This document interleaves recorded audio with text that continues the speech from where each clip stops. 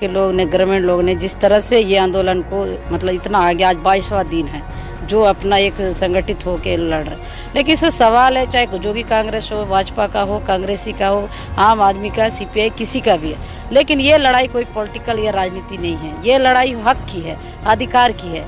और ये जो लोगों ने जो आवाज़ उठाए हैं, तो हमारा इसमें ये सवाल है कि कैंप को अगर लगाने से पहले, जैसे पैसा कानून 6वीं अनुसूची की बात आती है, गर्म सा बात है, हमारे लिए तो, हमारे आदिवासी हो चाहे हमारे ऐसे शेड्यूल एरिया के लिए तो संविधान दिया हुआ है। उस संविधान के तहत ये क्यों नहीं सरकार ने उसका नियम का पालन करते हुए कैंप क्यों नहीं लगाए? अगर ऐसा करके लगाई होती तो आज हमारे तीन जो मेरे भाई हैं वो शहीद नहीं होते, और एक जो हमारी महिला बहन है वो तो इस तरह के निर्भयता से उसकी हत्या नहीं होती ना। तो हत्या करके उसका विकास का नाम देंगे तो ये कहाँ का विकास है? विकास नहीं है।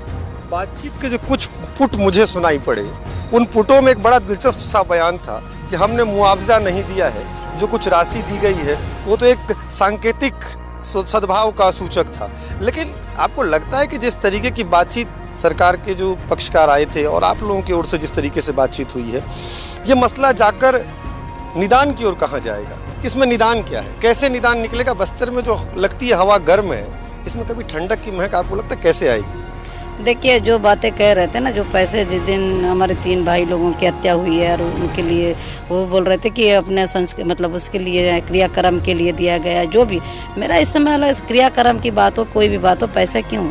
ऐसे तो बहुत ही आदिवासियों को मारा जा रहा है, तो हर किसी के लिए तो पैसे नहीं दिया जाता है। लेकिन कहीं ना कहीं इस बातों को लेके तो भी एक सोचने वाली बात हुई।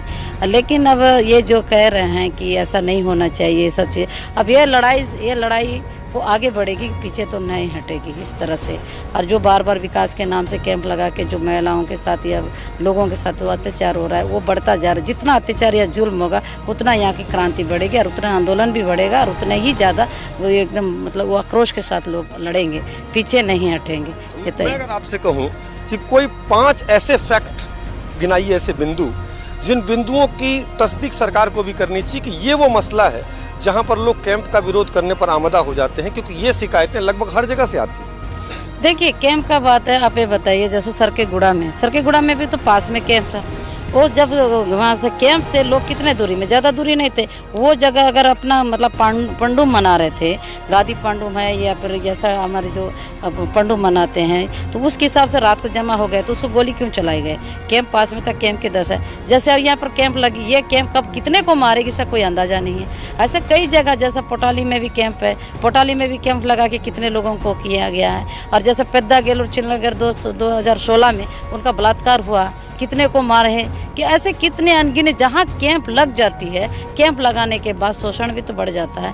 लोग वहाँ से लोग गश्त जाके कितने को मारपीट करते हैं। तो ऐसा कौन सा सरकार हमको बताए कि एक भी ऐसा कैंप का नाम बताए कि वो कैंप लगाने से वहाँ इतना अच्छा विकास हुआ, लोग खुश हुए, लोग खुशी से झूम रहे हैं और उस कैंप का एकदम सम्मान कर रहे हैं, स्वागत कर रहे हैं। ऐसा एक भी चीज़ सरकार बताए कि कैंप के वजह से वहाँ के आदिवासी इतने खुश है। कोई सरकार एक उदाहरण तो दे दे। हम तो 10 उदाहरण देंगे कि कैंप लगने के बाद क्या क्या चीज़ें हुआ, हमारे लोग कितने गमपुर में कितने को मारा गया, हर जगह मार रहे हैं जहाँ कैंप। जैसा कि आप नारायणपुर की बात करें, कड़ियामेटा में कैंप है, कड़ियामेटा की कैंप वाले कितना रोजाना जाके गांव के आसपास के लोगों को मारपीट करते हैं और कितने का भी एनकाउंटर भी हुआ है। अभी वहाँ से 30 लोगों को उठा के जेलों में भी डाल दिया गया। तो कहाँ सही है? अगर बीजापुर की बात भी करो, सुकमा की बात करो, दंतेवाड़ा, क्या कैंप लगा के किसका सुरक्षा दिया गया? कैंप लगा के कोई हमारे आदिवासी की सुरक्षा नहीं हुई है, बल्कि असुरक्षित हुए और कैंप के वजह से लोग डरे हुए हैं। कैंप के वजह से लोगों को खुशी होना चाहिए। फिर अगर एक कैंप को रात को ला के लगाने की क्या जरूरत है? इतना ही अगर मेरे आदिवासी मांग करते कैंप का, तो रात ही को क्यों कैंप लगा? दिन दाड़े लगाना चाहिए और एक बढ़िया ग्राम सभा करना चाहिए। ऐसे जैसा जनता बैठी इनके बीच में पूछना चाहिए तो कैंप लगा।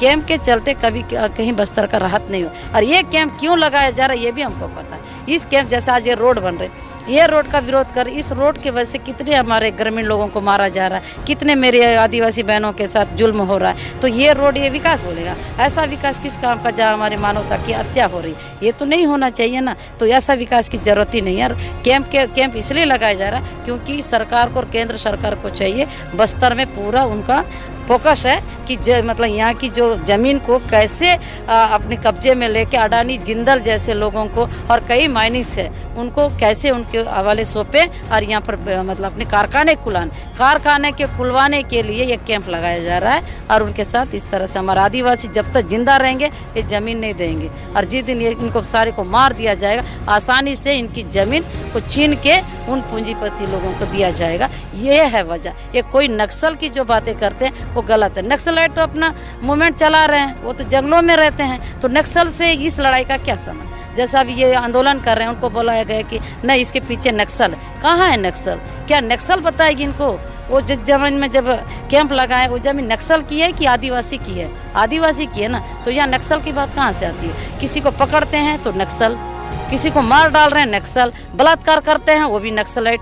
हर चीज में नक्सल नक्सल नक्सल के नाम से क्या हम आदिवासी समुदाय को उजाड़ देंगे? कैंप लगा रहे हैं नक्सल, रोड नहीं बन रहा है तो नक्सल। तो ये क्या बात हुई? अरे भाई अगर रोड बनाना है तो हमसे पूछे, हमारे लोगों से पूछे वो ये रोड बनाने के सहमत है या नहीं है। तो विकास को कभी विरोध आदिवासी नहीं करते, हम भी नहीं करते हैं, लेकिन हमारा विरोध इस चीज़ की है, हमारे आदिवासियों का भाइयों का विरोध इस शासन प्रशासन कभी इनके पास बैठ के पूछ के उनकी राय लेके नहीं बनाती है, इसलिए विरोध होता है। एक सवाल